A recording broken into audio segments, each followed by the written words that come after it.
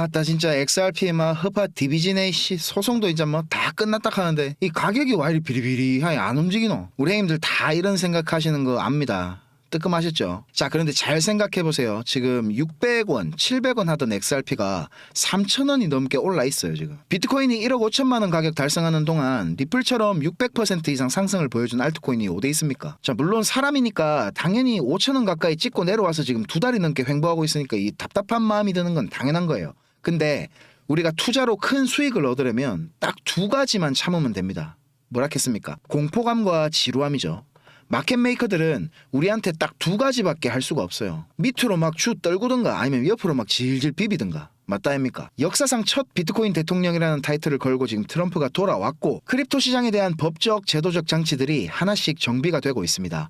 SEC부터 지금 증거가 그동안 해왔던 폐악질을 청산하는 모습을 보여주고 있고 트럼프가 전략적 가상자산 비축안을 발표함과 동시에 미국 전역의 주정부마다 비트코인 비축 관련 법안이 발의되고 있습니다. 자, 그런데 미국 정부의 지갑이나 월드리버티 파이낸셜의 지갑에는 XRP가 없죠. 그죠? 그런데도 왜 많은 전문가들이 XRP가 트럼프 암호화폐 정책의 최대 수혜자라고 말을 하는지 오늘 그 이유에 대해서 말씀드리는 시간을 가져볼까 합니다.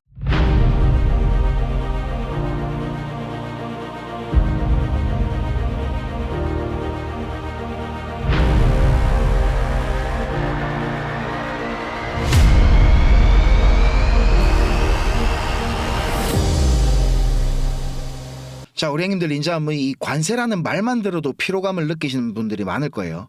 자, 그런데 분명히 트럼프가 당선되기 전부터 세상에서 제일 아름다운 단어가 관세다 이래 말을 했고 엔비디아를 비롯한 미국 내 빅테크 기업들 전부가 이거에 대비하는 움직임을 보여줬습니다. 그리고 미국 내에서 수많은 경제 전문가들까지도 관세 이거는 진짜 미국이 자살하는 거다. 나스닥을 포함해서 미국의 이익에도 타격이 있을 거다 이렇게 경고를 했었습니다. 그런데도 트럼프는 진짜로 이걸 하고 있죠. 결국 본질은 돈 때문입니다. 미국은 지금 7조 달러 우리 돈으로 1경이 넘는 돈을 이제 리파이낸싱 그러니까 대출을 다시 재갱신해야 되는 상황이거든요. 근데 트럼프가 누굽니까? 타고난 협상가이자 장사꾼 아니겠습니까? 만기가 도래하는 대출들을 재조정할 때 금리가 반드시 낮아야만 하는 겁니다. 자, 그리고 지금 일론 머스크가 백악관에 가서 이 정부 효율성위원회 수장으로 앉아있죠. 이 일론 머스크를 데려다가 트럼프가 지금 하고 있는 게 뭡니까? 쓸데없는데 돈 나가는 거 다 없애고 필요 없는 인력 감축하고 있는 거잖아요. 결국에 정부 지출을 줄이는 게 트럼프가 최우선적으로 하고 있는 목표라는 겁니다. 미국의 부채는 지금 이 순간에도 감당 못할 만큼 늘어가고 있고 1년에 부담하는 이자만 우리 돈으로 1,500조가 넘습니다.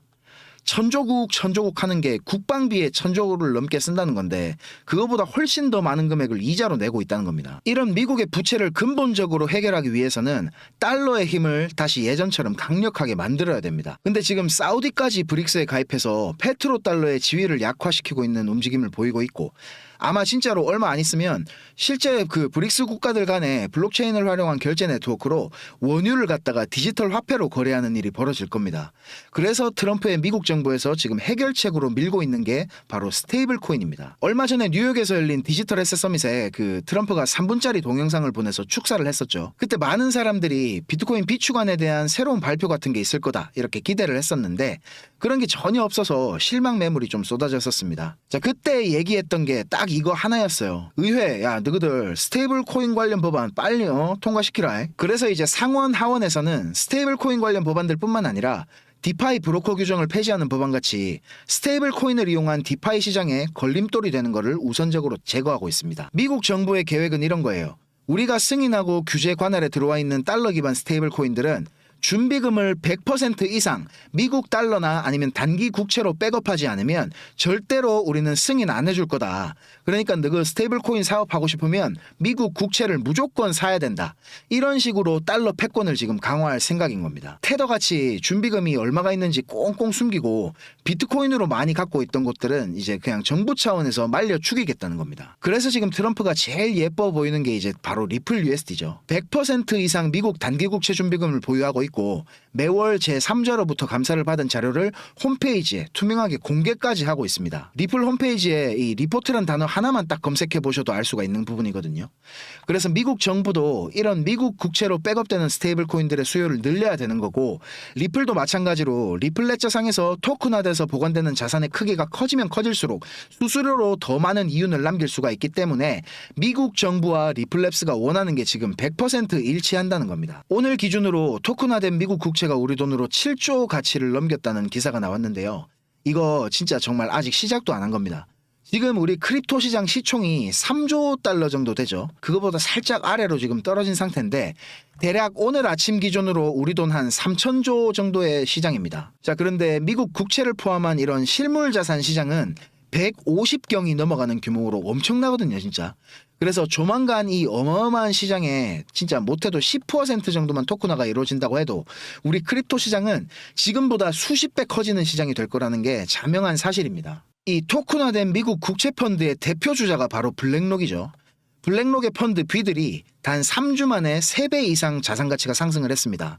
트럼프의 의도대로 수많은 투자자들이 지금 국채 시장으로 몰리고 있다는 거예요. 블랙록의 국채 펀드의 초기 7개 투자자 중에서 제일 주목을 받고 있는 게 바로 이 온더 파이낸스죠. 얼마 전에 리플레저에서 단기 국채 펀드인 OUSG를 런칭을 했고 24시간 언제든지 저렴하고 빠르게 미국 국채를 거래할 수 있게 만들었습니다. 그리고 온더 파이낸스 보면 지금 마스터카드와도 협력을 하고 있는 상태죠. 자, 그런데 제가 이전 영상에서도 말씀드린 것처럼 지금 이더리움 네트워크에서 발행된 스테이블 코인이나 국채가 압도적으로 많지만 사실 이더리움 네트워크가 이 금융상품을 서비스하기 좋은 환경은 아닙니다. 단지 지금은 거의 대부분의 DApp들이나 사용자가 이더리움을 선호하기 때문인 거고, 스마트 컨트랙트 기능이 있고 막 이것저것 기능이 많으면 해킹이라든지 다른 쪽으로 사고가 날 확률이 편리함과 비례해서 증가할 수밖에 없습니다. 얼마 전에 바이비트가 북한한테 이더리움 털린 거 보세요. 3중으로 서명하는 멀티시그 지갑이었는데도 이렇게 큰 거래소가 털리잖아요. 그래서 결국에는 처음부터 금융 서비스를 위해 준비된 리플레저 같은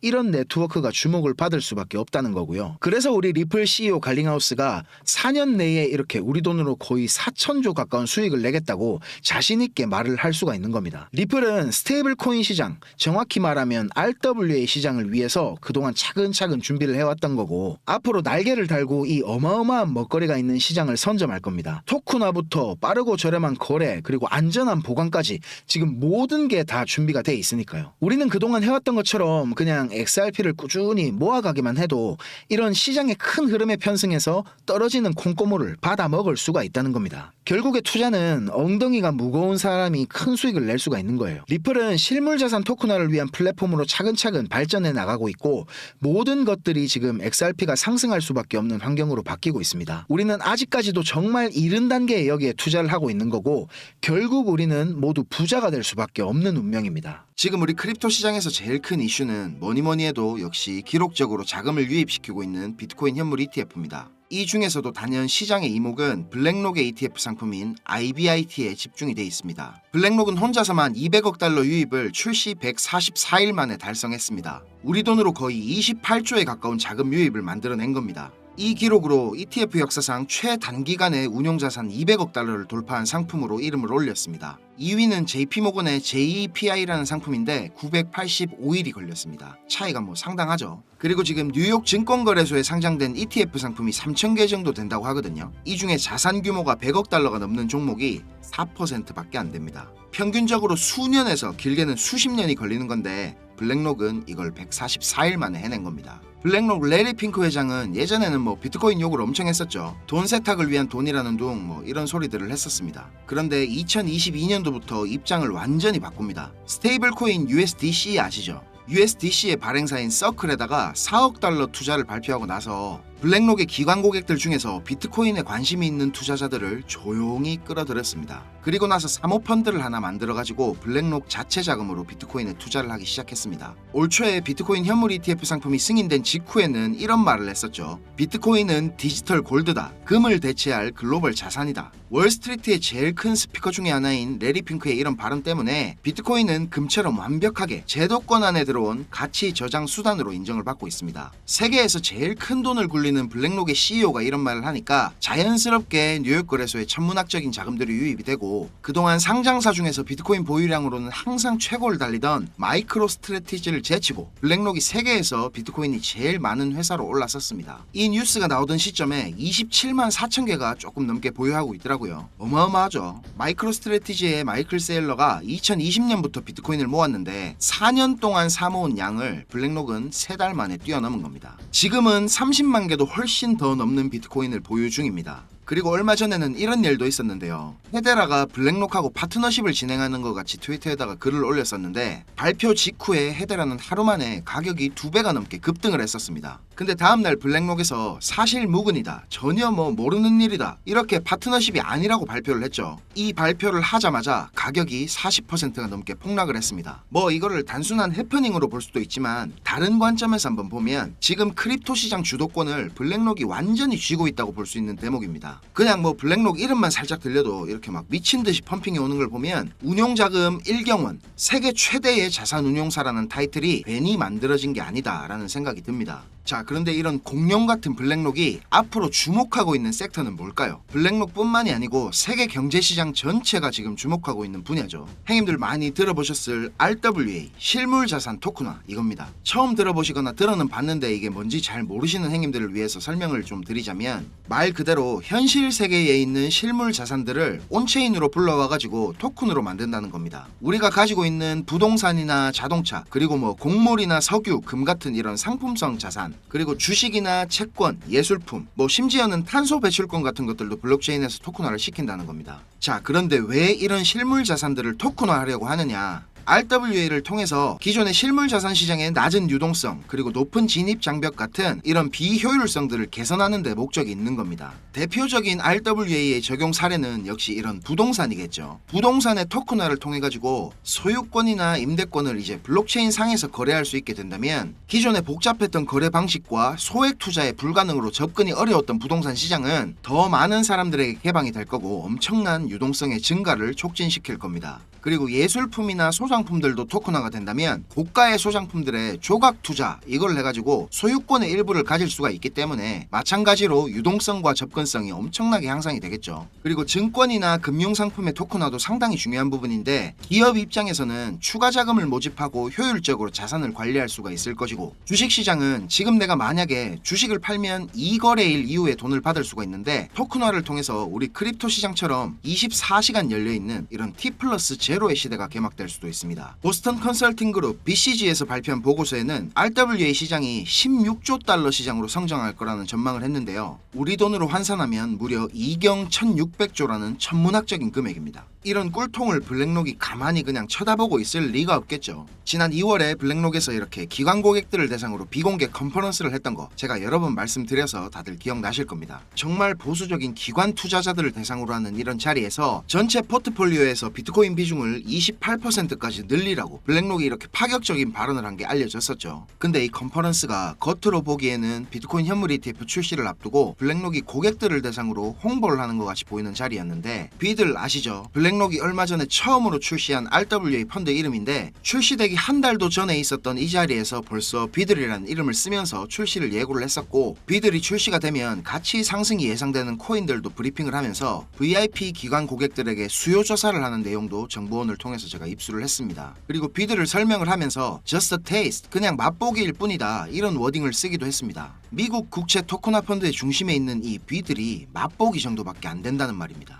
자, 이거 제가 최초로 밝히는 겁니다. 이 비공개 컨퍼런스 안에서 더 은밀하게 VIP 고객들을 대상으로 하는 또 다른 비공개 모임이 있었습니다. 여기서 이제 진짜 블랙록이 공을 들이고 있는 프로젝트를 공개를 했는데, 자, 무슨 프로젝트인지 궁금하시죠? 사실 제가 이걸 오픈을 할까 말까 진짜 고민을 많이 했습니다. 그런데 제가 이런 자료를 공개하기로 결심을 한 제일 큰 이유는, 하루에도 몇 분씩 저한테 가슴 아픈 사연들을 말씀해 주시는데, 불과 2년 전까지만 하더라도 저는 하루에도 몇 번씩 죽고 싶다는 생각을 했었거든요. 했었던 적이 있었습니다. 정말 힘들던 그 당시에 저를 도와줬던 고마운 분들이 아직도 잊을 수가 없는데, 제가 받았던 그 마음들을 저도 이제 누군가에게 나누어 줄 때가 되었다는 생각이 들었습니다. 저 나름대로 큰 결심을 하고 공개하는 것인 만큼 좋아요, 구독, 알림 설정 요거 안 하셨으면 한 번씩만 꼭 부탁드리겠습니다. 자, 군더더기 없이 빠르게 전달해 드리고 마치겠습니다. 지금 보고 계시는 자료들이 제 정보원이 보내준 자료 중 일부인데, 이 친구는 지금 영국에서 블랙록의 VIP 고객사 중에 한 곳인 회사에 근무를 하고 있습니다. 자, 이 자료를 보면 블랙록이 얼마나 오랫동안 이 프로젝트를 준비를 해왔는지 알 수가 있는데요.